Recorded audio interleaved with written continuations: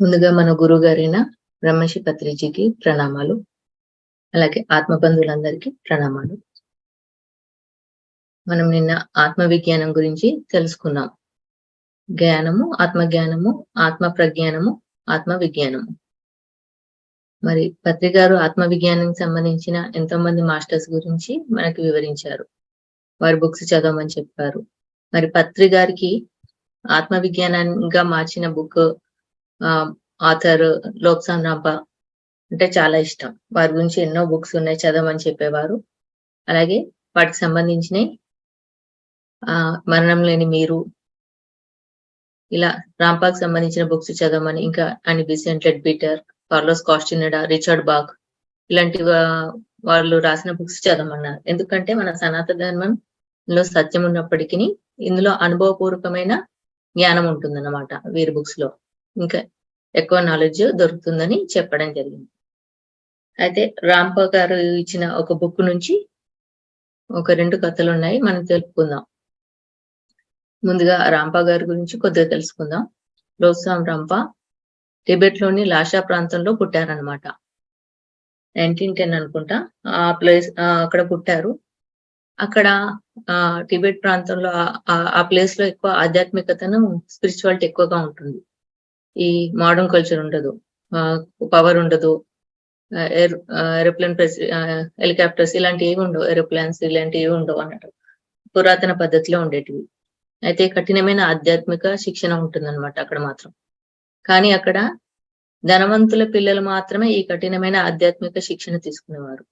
Poor kids మాత్రం చాలా హ్యాపీగా సాధారణంగా లైఫ్ గడిచేది అనమాట. ఎందుకంటే ఈ ధనవంతుల పిల్లలను తర్వాత దలై లామాస్ లాగా తయారు చేసేవారు అనమాట. అలా ఈ లోబ్సాన్ రాంప పుట్టగానే ఆయన జాతకాన్ని చూసి అతను ఫ్యూచర్ లో ఎన్నో కష్టాలు నష్టాలు ఉంటాయి అనేది లైఫ్ లో, వాటిని భరించాలంటే చిన్నప్పటి నుంచే కఠినమైన ఆధ్యాత్మిక శిక్షణ ఇవ్వాలి అని నిర్ణయం తీసుకుంటారు. అలా ఒక ప్లేస్ కి తీసుకెళ్తారు, ఆశ్రమం. అక్కడ దానికంటే ముందు 4 ఇయర్స్ నుంచి శిక్షణ స్టార్ట్ అవుతుంది. 4 ఇయర్స్ వరకు అందరిలాగా సాధారణంగా ఉంటారు. చిన్నప్పుడే 4 ఇయర్స్ కి martial of arts, stilt walking, గుర్రపు స్వారీ ఇలా ఎన్నో సాధనలు 7 ఇయర్స్ వరకు నేర్చుకుంటారు అన్నట్టు. చాలా కఠినంగా పెద్ద పెద్దగా నేర్చుకోవడం జరుగుతుంది. 7 ఇయర్స్ కాగానే అక్కడ ఆశ్రమానికి తీసుకెళ్లి అక్కడ అప్పచెప్పడం జరుగుతుంది. వాళ్ళు కూడా ఇంత ఈజీగా తీసుకోరు అనమాట. ఇతనికి ఎన్నో పరీక్షలు పెడతారు. అక్కడ చలి ఎక్కువగా ఉంటుంది. అక్కడ శవాలను కూడా కాల్చేరు, లోయలో పడేస్తే రాబందులు తింటాయన్నమాట. అయితే అలాంటి ప్లేస్ లో బయట కూర్చోబెట్టడం జరిగేది అన్నట్టు. ఇతను కొన్ని గంటలు అలాగే సహనంగా కూర్చున్న తర్వాత ఇతని సహనాన్ని పరీక్షించినాక అది కూడా స్టేబుల్ గా కూర్చోవాలి, ఆ నెత్తి మీద దీపం పెట్టేవారు. అలాంటి ఆధ్యాత్మిక సాధన ఉండేది. అంటే అలాంటివి ఉండేది కఠినమైన శిక్షణలు. ఇప్పుడు మనకు సులువు ఆనాపానసతి కళ్ళు మూసుకొని కూర్చోమంటే మనం ఎన్నో మెలకలు తిరుగుతున్నాం, కానీ అలాగే వాళ్ళు స్థిరంగా ఇలా కూర్చునేవారు అనమాట. నెత్తి మీద దీపం పెట్టి కూర్చోబెట్టేవారు. అలా 14 గంటలు, 4 గంటల నుంచి 14 గంటలు అలా కూర్చోవడం చూసి ఆయన స్పెషాలిటీని గ్రహించి అక్కడ ఆశ్రమ దలైలామా 13వ వ్యక్తి అతన్ని తీసుకోవడం జరుగుతుంది. జరిగి అతన్ని శిక్షణ ఇస్తూ ఉంటారు. చాలా అద్భుతమైన శిక్షణలు ఇస్తూ ఉంటారు అన్నట్టు. అతనిలో చాలా తొందరగా ఆయనలో అన్ని నేర్చుకోవడం జరుగుతుంది. ఆయన యాక్చువల్ గా డాక్టర్ సర్జన్ అన్నమాట. అక్కడ అతను అంటే అది నేర్చుకున్న తర్వాత ఆరాన్ని చూడము, ఇలాగా థర్డ్ ఐ కూడా ఎలా యాక్టివేట్ చేశారంటే ఒక సర్జరీ చేస్తారంట. ఎలా అంటే వుడ్ తోటి ఇక్కడ పోక్ లాగా చేసి పీనల్ గ్లాండ్ ని యాక్టివేట్ చేస్తారనమాట. అక్కడ అనస్థీషియా ఇవ్వడం ఉండదు. వాళ్ళు నేర్చుకున్న ఆర్ట్ ద్వారా పంచులు ఇవ్వడం, ఎక్కడ కొడితే పడిపోతారో అలా కొట్టి వారికే తెలియని విధంగా అపస్మారక స్థితిలోకి వెళ్ళిపోతారు. అలాంటి విద్యలన్నీ అక్కడ ఉండేటివి అన్నమాట. అలా ఈయన అన్ని విద్యలు నేర్చుకుంటారు చాలా అద్భుతంగా. అది చైనా ఆధారిత ఉన్న ప్లేస్, అంటే రష్యన్ ఆధారిత చైనీలు వీళ్ళ మీద చాలా దాడులు జరగడం ఇలాంటివి ఉండేటివి అన్నమాట. సో అక్కడ ప్లేస్ ను రక్షించడానికి వీళ్ళను చాలా స్ట్రాంగ్ గా తయారు చేసేవారు. అయితే అతను ఎన్నో విద్యలు నేర్చుకున్న తర్వాత వేరే పక్క దేశీయులు వచ్చినప్పుడు వాళ్ళ మనసులో ఉన్న భావాలని, వాళ్ళ ఆరాలని, వాళ్ళు ఏ ఉద్దేశంతో వచ్చారు, వాళ్ళ వల్ల ప్రయోజనం ఉందా, లోపల చెడు ఆలోచనతో ఉన్నారా, ఇవన్నీ ఈయనని తీసుకెళ్లి ఈయన మధ్యలో ఒక పరదా పెట్టి అవన్నీ తెలుసుకొని రమ్మని చెప్పేవారనమాట. ఆయనకి ఇలాంటి విద్యలన్నీ సులువు కాబట్టి అవన్నీ తెలుసుకొని యాజ్ ఇట్ ఈస్‌గా చెప్పేవాడు రాంప. ఇలా సాగేదన్నట్టు ఆయన జీవితం. ఆ తర్వాత అతను ఎన్నో కష్టాలు, ప్రాబ్లమ్స్‌లో పడిపోయాడు. రెండవ ప్రపంచం యుద్ధం జరిగిన తర్వాత అతన్ని జర్మనీ వాళ్ళు జపనీస్ అనుకుంటా. జర్మనీ వాళ్ళు తీసుకెళ్ళి అతన్ని చాలా మ్యాన్ హ్యాండ్లింగ్ చేస్తారు. కానీ ఆయనకున్న కొన్ని హీలింగ్ విద్యలతోటి అతను సరి చేసుకుంటూ ఉంటాడు. కానీ చిట్ట చివరికి అతను కొన్ని కొన్ని పుస్తకాలు తీసినప్పటికిని కంప్లీట్ నాలెడ్జ్ ఇవ్వకముందే అతని శరీరం సహకరించదు. అప్పుడు అతని ఆత్మ ఒక బ్రిటిష్ ప్లంబర్‌లోకెళ్ళి మిగిలిన పుస్తకాలు రాయించి బయటికొచ్చాయన్నమాట.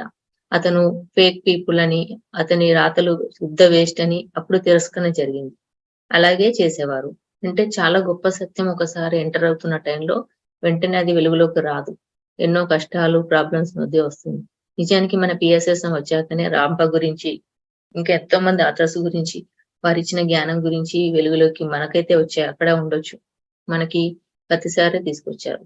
మరి అతని రాసిన బుక్స్ ద్వారా ఫస్ట్ పత్రి గారికి ఆత్మవిజ్ఞానం దొరికిందని చెప్పారు. మరణం తర్వాత జీవితం గురించి ఆయన రాసిన బుక్స్ ప్రతి బుక్ చాలా అద్భుతమైంది. సత్యం అని ఇవ్వడం జరిగింది. అంటే ఆయన స్వయాన హాస్టల్ ట్రావెల్ చేసి, అక్కడ వాళ్ళను స్టడీ చేసి, ఇక్కడ అక్కడ చూసి రాసిన బుక్స్ అన్నమాట. అందులో 'ఆవల తీరం' అనే బుక్‌లో ముగ్గురు స్టోరీస్ ఉంటాయి. అందులో ఒకటే వీలైతే 2 చెప్పుకుందాం. మాలి అనే అతను, అంటే వీరు మరణం తర్వాత జీవితం ఎలా ఉందని నమ్మిన వారొకరు, నమ్మని వారొకరు. ఎలాంటి నమ్మకాలతో ఉన్నారు, నమ్మకం లేని వారు ఎలా ఉన్నారు, వాళ్ళు ఎలాంటి ఫలితాలు పొందారు అన్న దాని మీద ఉంటదన్నమాట ఆ బుక్‌లో.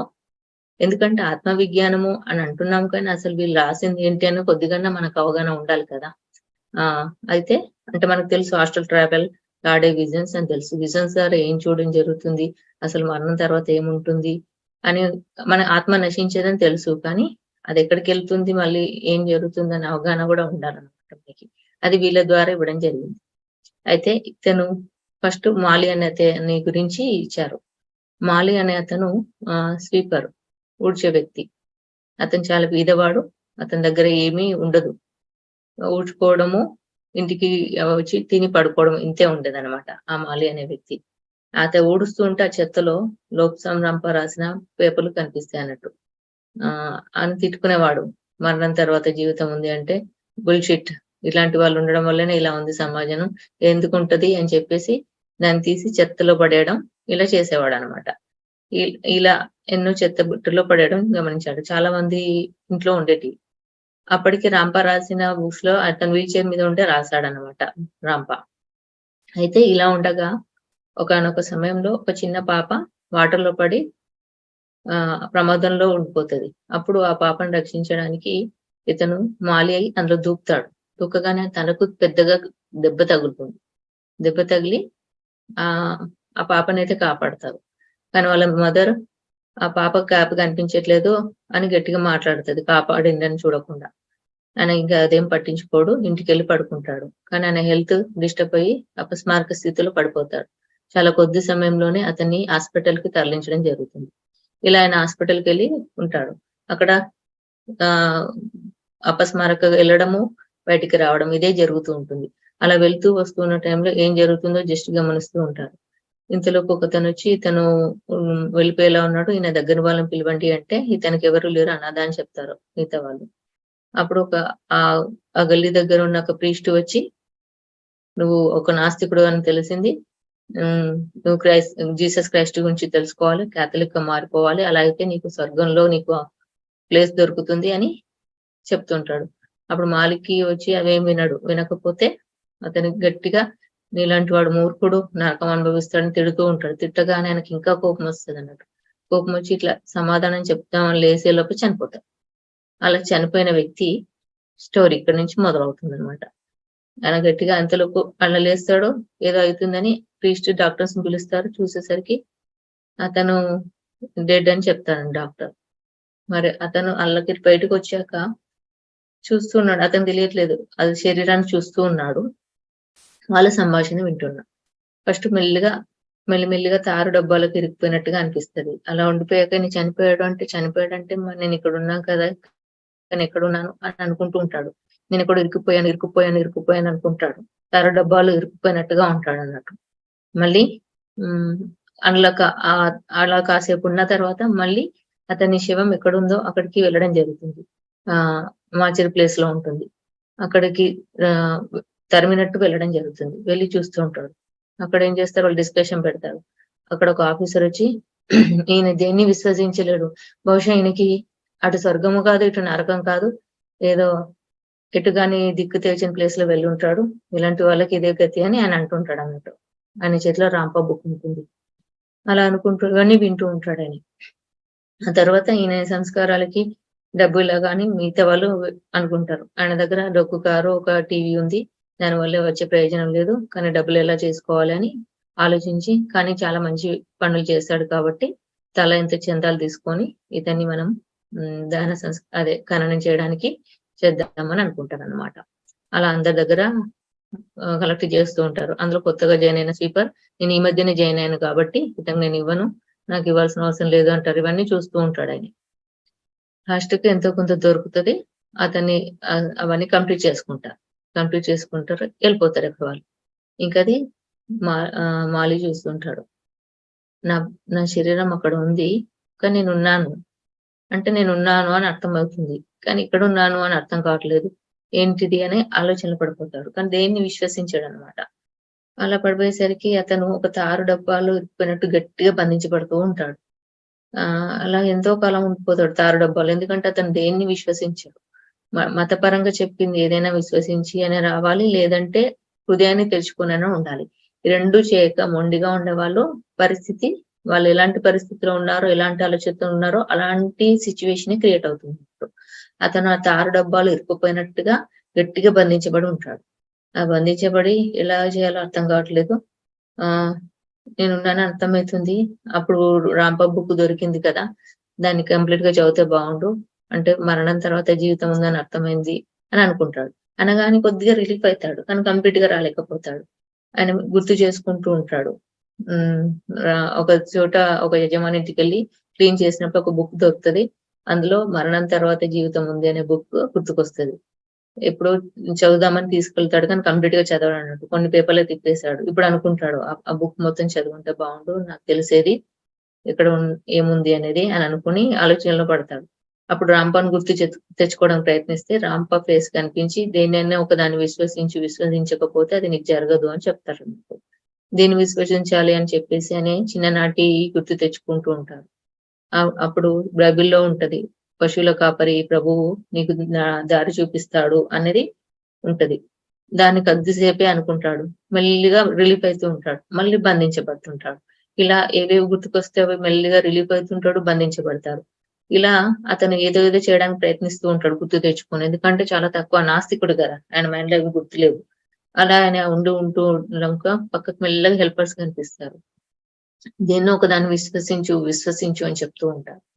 విశ్వసించు అని చెప్తూ ఉంటే, ఓ గాడ్, నాకు అర్థమవుతుంది జీవితం ఉంది తర్వాత అని, కానీ ఇందులో నుంచి నేను బయటపడలేకపోతున్నాను, హెల్పర్స్ సహాయం అందేలా చెయ్యు అని అంటాడు. అనగానే ఆ కనెక్షన్ ఆమె మెల్లిగా రిలీఫ్ అయిపోతాడు అనమాట. గట్టిగా ఇలా హృదయాన్ని తెరుచుకుంటాడు కాబట్టి వాళ్ళ దగ్గర రీచ్ అవుతాడు. ఇంకా వాళ్ళు పైలోకాలకు తీసుకెళ్తారు అన్నట్టు.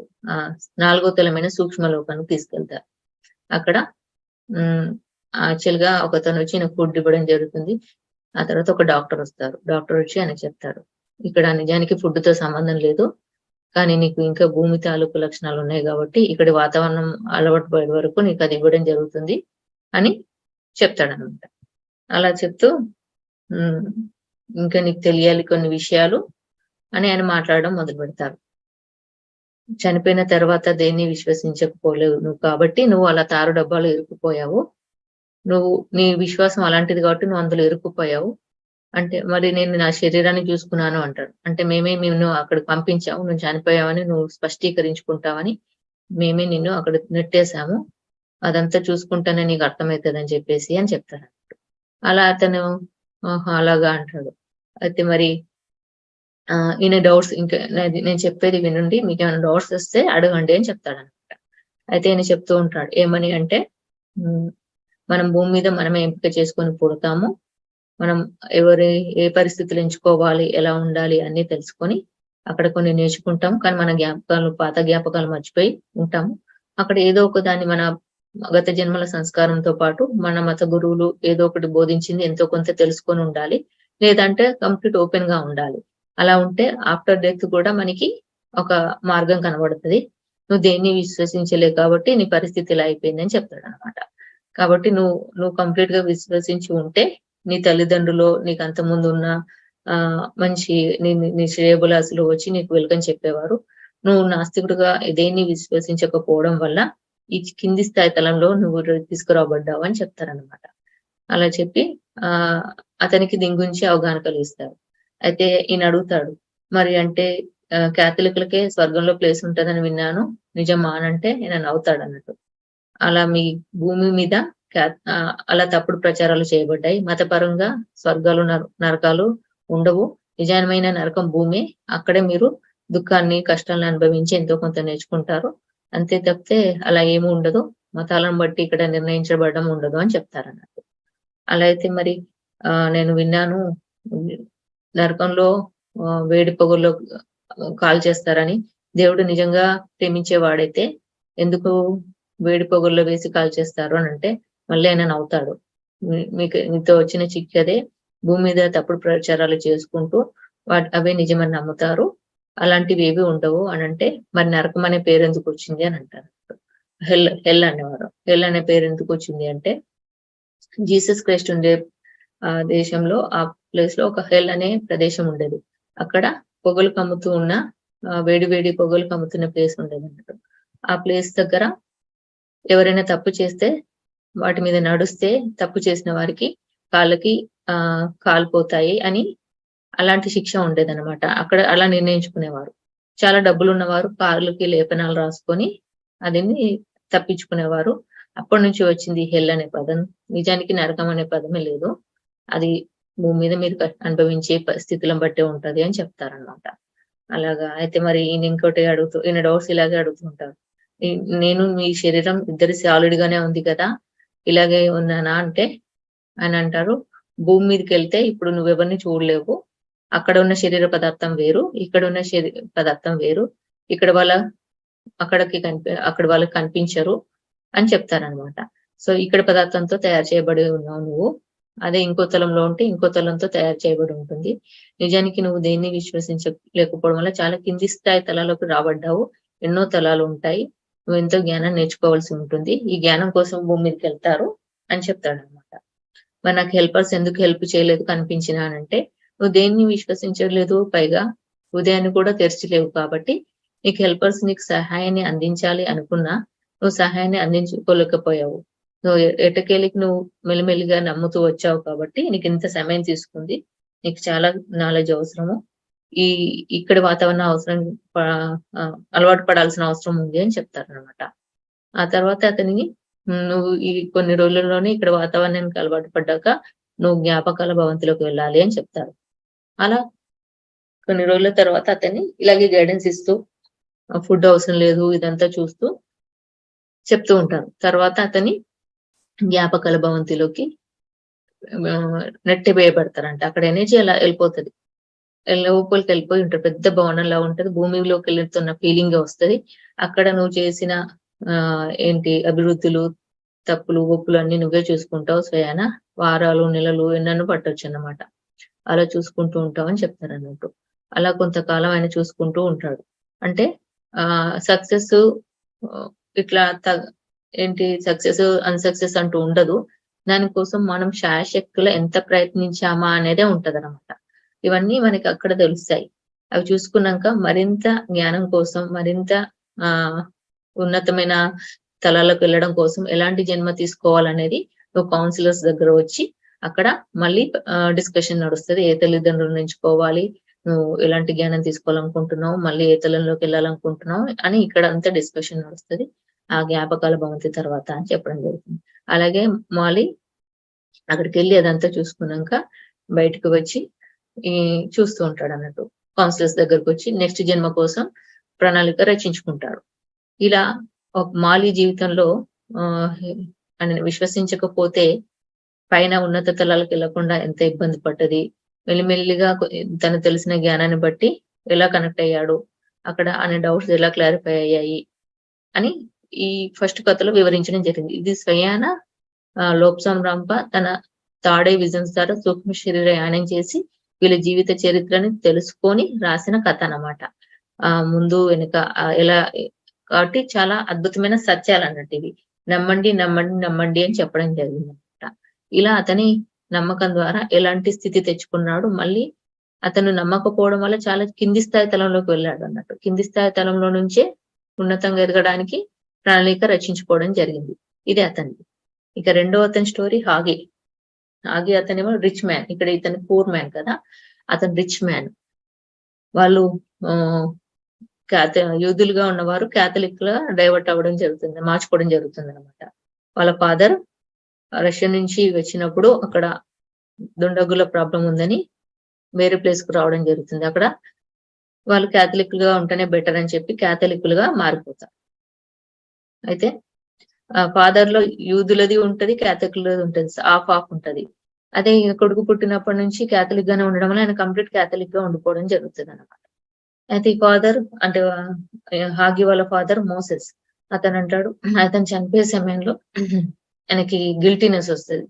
నేను నిజానికి యూదులు కానీ క్యాథలిక్ గా చెప్పుకొని ఇక్కడ బిజినెస్ చేశాను, ఇప్పుడు నేను చనిపోతున్నా కాబట్టి నన్ను యూదుల మత ప్రకారం పైకి తీసుకెళ్ళడం జరుగుతుందా, క్యాథలిక్ల ప్రకారం వెళ్ళడం జరుగుతుందా, ఎలా నా లైఫ్ ని సెట్ చేసుకోవాలి అని ఎటు కాకుండా వెళ్ళిపోతానా అని భయాలు మొదలైతాయి అనమాట. కాబట్టి నేను చనిపోయే లోపు యూదుల మతస్థులను పిలిపించి ప్రార్థనలు జరిపించాలి అని అనుకుంటారు.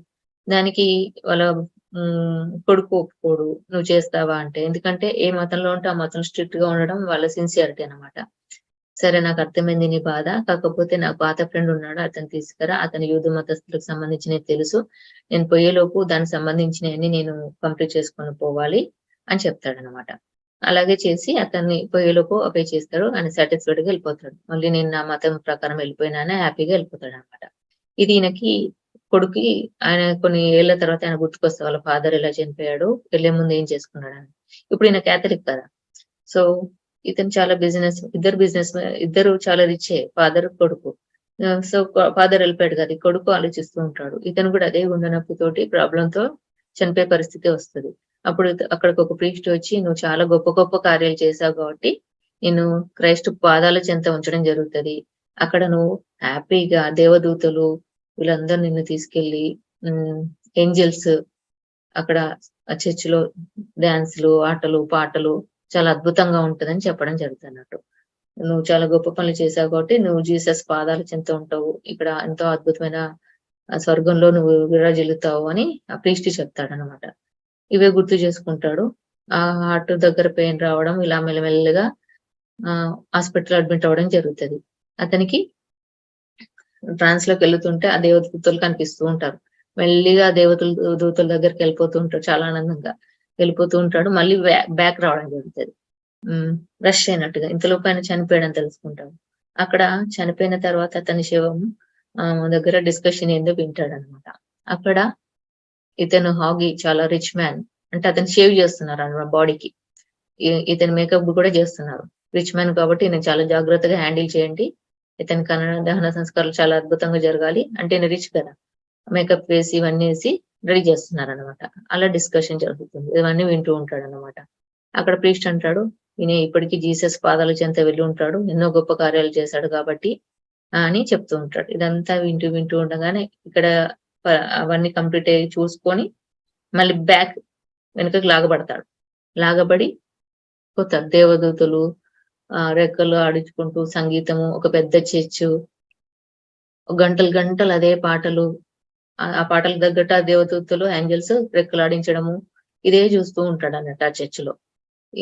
కొన్ని గంటలు చూసి మళ్ళీ ఒకటేసారి ఆ పాటలు అయిపోగానే ఆ ఏంజల్స్ అందరూ పావురాలు ఎగిరిపోయినట్టు ఎగిరిపోతారు అనమాట. ఎగిరిపోయేసరికి ఈయనకేం అర్థం కాదు, ఒకటే మిగులుతాడు ఆ చర్చిలో.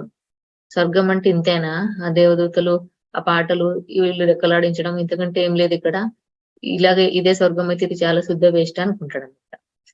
అని అనుకోగానే అందరికి సత్యం కనెక్ట్ అవుతుంది. ఎప్పుడైతే ఆయన భ్రమలు తొలగిపోతాయో అప్పుడు సత్యం కనెక్ట్ అవుతుంది, ఆ చర్చి అన్ని మాయమైపోయి ఆయన ఫాదర్ కనిపిస్తాడు.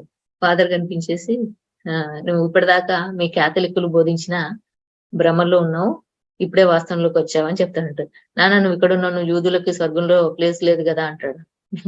నాకు గూడా నా యూదుల ప్రకారంగా నేనేం భ్రమలు తెచ్చుకున్నానో, నేను గూడా ఆ భ్రమలు తొలగిపోయాయి. ఇంకా భ్రమల్లో నుంచి బయటకి రా. ఇక్కడ స్వర్గం, నరకం అంటూ ఏముండదు. కింద మతాల ప్రకారంగా జరగడం అనేది పైన జరగదు. అది వారు తప్పుడు ప్రచారాలు చేస్తారు. అది వాళ్ళకి తెలిసిన జ్ఞానం అంతే. మనం వాటి భ్రమలు తొలగే వరకి మనం ఇలాగే ఉంటాము. ఆ భ్రమలు తొలగినంక వాస్తవానికి కనెక్ట్ అయితామని చెప్తారనమాట. సో ఇప్పుడు నువ్వు ఎలాగైతే భ్రమలు తొలగించుకున్నావో నేను కూడా యూదులు ఇలా ఉంటారని విన్నాను కదా! నేను కూడా నా భ్రమలు తొలగించుకున్నాకనే వచ్చాను. అండ్ ఇంకో విషయం, నువ్వు నన్ను ఇక్కడ డాడీ అని పిలవద్దు. ఎందుకంటే అది భూలోకంలోనే అయిపోయింది మన పాత్ర. ఇక్కడ నన్ను మోసెస్ అనే పిలువు అని చెప్తాడనమాట. అయితే మరి నేను శరీరం అలాగే ఉన్నా, నీ రూపం అలాగే ఉంది అంటే, నేను ఇలా రాకపోతే నువ్వు నన్ను గుర్తుపట్టవు, అందుకే అలా వచ్చాను. నిజానికి కింద శరీర పదార్థం వేరు, ఇక్కడ శరీర పదార్థం వేరు అని ఇలాగే అందులో చెప్పినట్టుగానే వివరిస్తాడన్నట్టు ఈయన కొద్దిగా. అలాగే అటువైపు వెళ్తుంటే చూడు, ఒకతను చూడు, అతను అందరు ఆడవాళ్ళ మధ్యలో డాన్సులు చేస్తున్న ఆడవాళ్ళ మధ్యలో ఉన్నాడు. ఎందుకంటే కింద ఆయనకు అదే బోధించడం జరిగింది. నువ్వు పైనకెళ్తే మంచి నృత్యం చేసే ఆడవాళ్ళ మధ్యలో హ్యాపీగా బతుకుతామని ఆయనకి వివరించారు. ఆయన భ్రమలు తొలిగే వరకు అలాగే బతుకుతాడు. ఆయన భ్రమలు ఎప్పుడు దొరుకుతాయో అప్పుడు వాస్తవంలోకి వస్తాడు. ఆయన దాన్ని ఆనందిస్తున్నాడు చూడని చూపిస్తాడనమాట. అదొకటి. ఇంకో చోట బోట్ లో ఇద్దరు విహరించుకుంటూ ఉంటారన్నట్టు భార్యాభర్తలు. వాళ్ళు భూలోకంలో అది చాలా ఇష్టపడ్డారు. అందుకే వాళ్ళ ఊహాశక్తితోటి ఇక్కడ అదే వేసుకొని దాన్ని ఎంజాయ్ చేస్తూ ఉన్నారు అని చెప్తారనమాట. ఇలా ఎవరెవరు ఏ స్థితిలో ఉంటారో అన్ని చూపిస్తూ వాటిని ఎక్స్‌ప్లెయిన్ చేయడం జరుగుతదనమాట వీళ్ళ ఫాదర్. ఇవన్నీ చేసిన తర్వాత సడెన్‌గా ఆకలేని గుర్తుకొస్తది. దాన్ని మర్చిపో, అది ఇక్కడ ఉండనే ఉండదు. ఇక్కడ శక్తి తరంగాలు మన ఆకలి లేకుండా చేస్తాయి. ఆ శక్తితోటే మనం ఉంటాము అని చెప్తాడు. ఇలా కొంత నాలెడ్జ్ ఇస్తూ ఉంటాడు. అలాగే ఒకతను చుట్టలుగా తీసుకుంటూ ఒక పొగ తాగుతూ ఉంటాడు. అతను భూలోకంలో అదే ఇష్టపడ్డాడు. సో అలాగే ఉండడానికి ఇక్కడ ఇష్టపడుతున్నాడు. ఆయన స్థితి అది మారే వరకు ఆయన అలాగే ఉంటాడని చెప్తానన్నట్టు. ఇక్కడ అందరూ ఎవరెవరి స్థితులు ఎలా ఉంటాయి ఏంటి అన్నది వాళ్ళ నాన్న ద్వారా కొద్దిగా వివరించుకుంటారు. తర్వాత ఈయనకేం అర్థం కాదు, అయోమయంలో ఉంటాడనమాట. నీకు ఒక కౌన్సిలర్ వచ్చి నీకు కౌన్సిల్ చేస్తారు. ఆ తర్వాత నువ్వు జ్ఞాపకాల భవంతిలోకి వెళ్ళాలి. అక్కడ నీకు తెలుస్తది నాలెడ్జ్. నువ్వు భూమి మీద ఎందుకు తీసుకున్నావు, నువ్వేం చేయడానికి తీసుకున్నావు, మళ్ళీ వాటిని ఎలా మార్చుకోవాలనుకున్నావు, అక్కడ సక్సెస్ ఫెయిల్యూర్స్ ఇవన్నీ చూసుకొని నెక్స్ట్ జన్మకు ప్రణాళిక వేసుకోవాలా, లేకపోతే ఉన్నత తలంలోకి వెళ్ళడానికి ఎలా తయారవ్వాలి అనేది మనకు అక్కడ ఆయన నుంచి బయటకు వచ్చినాక కౌన్సిలర్స్ ద్వారా మనకి నాలెడ్జ్ అందుతుందని చెప్తారనమాట. అయితే ఇలా మళ్ళీ బయటకు వచ్చాక నన్ను డాడీ అని పిలవద్దు, మోసెస్ అనే పిలవాలి అని చెప్తారని ముందే. తర్వాత నువ్వు వచ్చేదాకా నేను ఇక్కడే వెయిట్ చేస్తాను, నువ్వు వెళ్ళు జ్ఞాపకాల భవంతికి అని పంపించేస్తాడు. అలా హాగి జ్ఞాపకాల భవంతిలోకి వెళ్ళి అతని జీవితాన్ని వారాలు నెలల తరబడి చూసుకొని ఆ జ్ఞానాన్ని సంపాదించుకొని నెక్స్ట్ జన్మకి వెళ్ళాలా, తర్వాత ఎంత అక్కడ ఉండాలి అన్నది ప్రణాళిక కోసం కౌన్సిలర్స్ దగ్గర వెళ్ళడం జరుగుతుంది అనమాట. ఇలా ఫస్ట్ అతను విశ్వసించకపోతే తారు డబ్బాలో ఇరుక్కుపోయిన పరిస్థితి. ఈయన దేవదూతలు, పాటలు, చర్చి అని చెప్పడం జరిగింది కాబట్టి ఈ భ్రమలతోటి ఉన్నారనమాట. అంటే మనం కింద ఏదైతే తెలుసుకుంటామో ఆ భ్రమలు తొలగే వరకు వాస్తవంలోకి ఎంటర్ కాము. ఉన్నత తలాలు ఉన్నాయి. అక్కడ మన జ్ఞాపకాల భవంతిలో మనం చూసుకొని మన జన్మ ప్రణాళికలను మనమే నిర్ణయించుకుంటాము, ఎలా నేర్చుకుంటాము అన్నది మనకి ఈ ఆత్మ విజ్ఞానంతో ఇలాంటి బుక్స్ చదివిన తర్వాత మన వర్తి గారు మనకి చాలా అద్భుతంగా వివరించాక మనకు అవగాహన ఉంది. ఈ అవగాహన లేని వాళ్ళు నాస్తికులు ఎలా ఉంటారు, మతాల పరంగా విశ్వసించిన వాళ్ళు ఎలాంటి భ్రమల్లో ఉంటారు అన్నది చాలా వివరించారు. అందులో ఈ 2 స్టోరీస్ ఇవాళ డిస్కషన్ చేయాలనిపించింది. సో కాబట్టి తర్వాత నరకం స్వర్గం లేదు, అంత భూమి మీదే ఉంది, మన భ్రమల ప్రకారం జీవితం నడుస్తుందని, పైన ఆ భ్రమలు తొలగాక వాస్తవంలోకి ఎంటర్ అవుతామని చాలా అద్భుతంగా ఈయన బుక్స్ లో ఇవ్వడం జరిగింది అనమాట. ఆవలి తీరం అనే బుక్ లో ఎక్సలెంట్ గా రాంపా గారు వివరించారు. సో ఈ స్టోరీ మన అందరికి షేర్ చేసుకోవాలనిపించింది ఈ రోజు. ఆత్మ విజ్ఞానంల జ్ఞానం ఎలా ఉంటుంది అనేది కొద్దిగైనా మనకు అవగాహన ఉండాలి. ఇలాంటి బుక్స్ అన్ని చదవమని సార్ చెప్తూనే ఉండేవారు. సో అందులో రాంపాలలో ఇచ్చినది ఈ 2 వ్యక్తుల గురించి మనం ఈరోజు తెలుపుకున్నాం. థ్యాంక్ యూ సో మచ్ అందరికి. Thank you all.